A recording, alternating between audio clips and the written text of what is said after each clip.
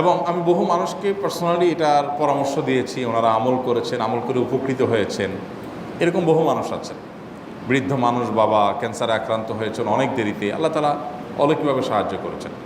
হ্যাঁ, কখনো যদি আল্লাহ তাআলা এই আমলগুলো করার পরও আমার বিপদ দূর না করেন, তাহলে হয় আমার আমলের মধ্যে কোনো ত্রুটি ছিল, অথবা আমার এই বিপদ দূর না হওয়ার মধ্যে আমার জন্য কোনো কল্যাণ নিহিত ছিল। আল্লাহ তাআলা আমার দোয়া কবুল করে যে উপকার হতো তার চাইতে বেটার কিছু হয়তো আমাকে দিবেন, এই ইয়াকিন একজন ইমানদারের থাকবে। সে 4টা আমলের 1 নম্বর হলো ইস্তেগফারের আমল। ইস্তেগফার, আপনি ফেসে গেছেন কোনো জায়গায়, কোনো উপায় পাচ্ছেন না, আপনি ইস্তেগফার করতে থাকেন। আস্তাগফিরুল্লাহ ওয়া আতুবু ইলাইহি, আস্তাগফিরুল্লাহ ওয়া আতুবু ইলাইহি, আস্তাগফিরুল্লাহ ওয়া আতুবু ইলাইহি, আস্তাগফিরুল্লাহ, আস্তাগফিরুল্লাহ, আস্তাগফিরুল্লাহাল্লাযী লা ইলাহা ইল্লা হুয়াল হাইয়ুল কাইয়্যুম ওয়া আতুবু ইলাইহি ওয়া লা হাওলা ওয়া লা কুওয়াতা ইল্লা বিল্লাহ। আল্লাহুম্মা আনতা রাব্বী লা ইলাহা ইল্লা আনতা খালাকতানি ওয়া আনা আবদুকা ওয়া আনা আলা আহদিকা ওয়া ওয়া'দিকা মাস্তাতা'তু আউযু বিকা মিন শাররি মা সানা'তু আবুউ লাকা বিনি'মাতিকা আলাইয়া ওয়া আবুউ লাকা বিযামবি ফাগফিরলি ফাইন্নাহু লা ইয়াগফিরুয যুনুবা ইল্লা আনতা। সাইয়্যিদুল ইস্তিগফার। এভাবে যে কোনো ইস্তেগফার করতে থাকেন, আপনি বেশি বেশি করে আল্লাহর কাছে ইস্তেগফার, ক্ষমা প্রার্থনা করতে থাকেন, খুব বেশি। আপনার 2 ঠোঁটে অনবরত আপনি চাইতে থাকেন আল্লাহর কাছে ক্ষমা। এই ইস্তেগফার সম্পর্কে নবী করিম সাল্লাল্লাহু আলাইহি ওয়াসাল্লাম বলেছেন, মাল্লাজিমাল ইস্তেগফার, যে ব্যক্তি ইস্তেগফারকে আঁকড়ে ধরবে, আঁকড়ে ধরা মানে কি, এটা ছাড়বে না, সে পড়তেই থাকবে অনবরত। টয়লেটে যাওয়ার সময়টা, ঘুমের সময়টা, খাওয়ার সময়টা বাদে, অবসর নামাজের সময়টা বাদে সারাক্ষণ সে ইস্তেগফার করবে। এরকম যদি কেউ করে, আল্লাহ রাব্বুল আলামিন জাআলাল্লাহু লাহু মিন কুল্লি হাম্মিন ফারাজা ওয়া মিন কুল্লি যায়কিন মাখরাজা, সকল পেরেশানি থেকে, সকল টেনশন থেকে বের হওয়ার পথ আল্লাহ তাআলা অলৌকিকভাবে তার জন্য আবিষ্কার করে দিবেন। এবং আমি আমার জীবনে যেটা বলেছিলাম, বিস্তারিত বলতে চাই না, এরকম পরিস্থিতি আসছে যে চোখের সামনে কোনো আপাতত রক্ষার কোনো পথ আর খোলা নেই, এমন ভয়াবহ বিপদ। ইস্তেগফার করতে করতে এমনভাবে আল্লাহ তাআলা সাহায্য করেছেন যে এটা কল্পনা করলেও মনে হয় যে স্বপ্নের মতো। কিভাবে এখন এই লোক এই জায়গায় আসলো আমার সাহায্যের জন্য, এই লোক তো এটা আমি এই জায়গায় আসার কথা না, টিকুনি এসে হাজির হয়ে গেলেন এবং উপকারটা, আমার সমাধানটা হয়ে গেল সমস্যা।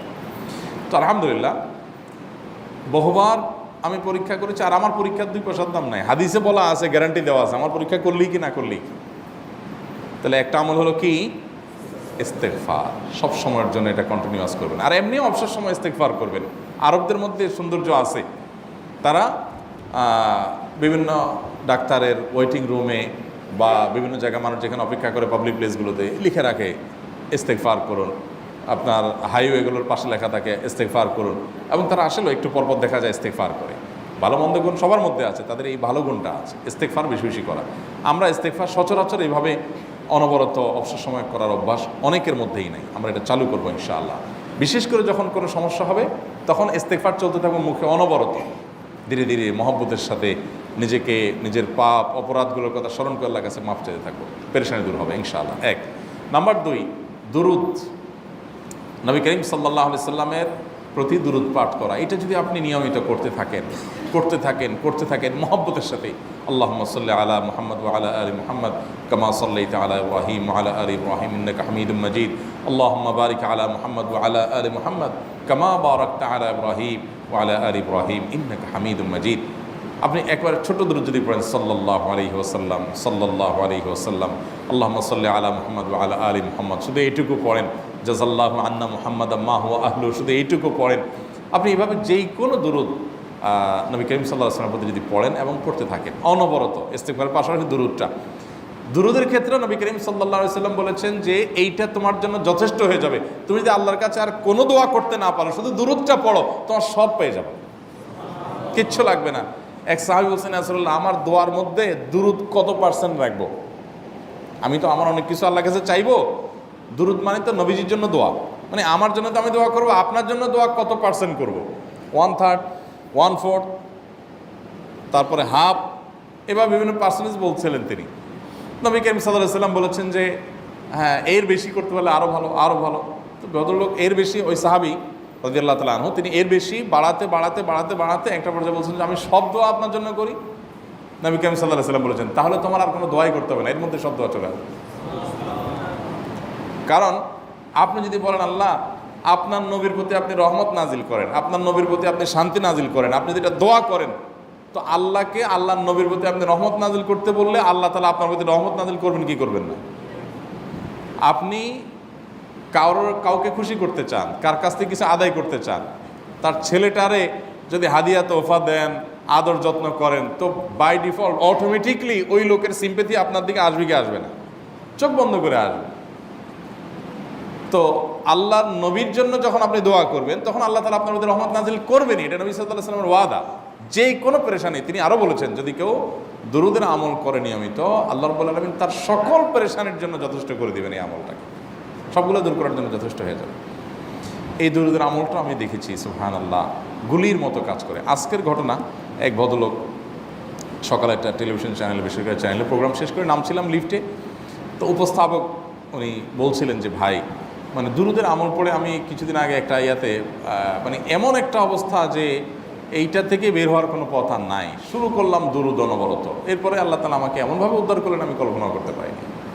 আলহামদুলিল্লাহ এই আমলগুলো করে অনেক ভাইরা আমাকে অভিজ্ঞতা জানাইছেন যে আলহামদুলিল্লাহ তাদের অভিজ্ঞতা অলৌকিক। হ্যাঁ, ওই যে বললাম, কখনো যদি আল্লাহ তাআলা আপনার দোয়া কবুল না করেন তাহলে হয় আমার ত্রুটি আছে, আর না হলে আমার জন্য আল্লাহ তাআলা এর চেয়ে বেটার কিছু রেখেছেন, আমি সেই ইয়াকিন রাখবো ইনশাআল্লাহ বিইذنিল্লাহ। আর এই দোয়াতে সমাধান হবেই হবে, সে বিশ্বাস থাকতে হবে। নবী করিম সাল্লাল্লাহু আলাইহি ওয়াসাল্লাম বলেছেন, হাদিসে কুদসিতে আল্লাহ বলেছেন, আনা ইনদা যান্নি আবদি বি, বান্দা আমার মধ্যে যেমন ধারণা করে আমি তেমন আচরণ করি। আপনি যদি চিন্তা করেন, করে দেখি হয় কি না, দেখি ট্রাই করি, তাহলে ওই আল্লাহ তাআলা বলবেন ঠিক আছে দেখতে থাক।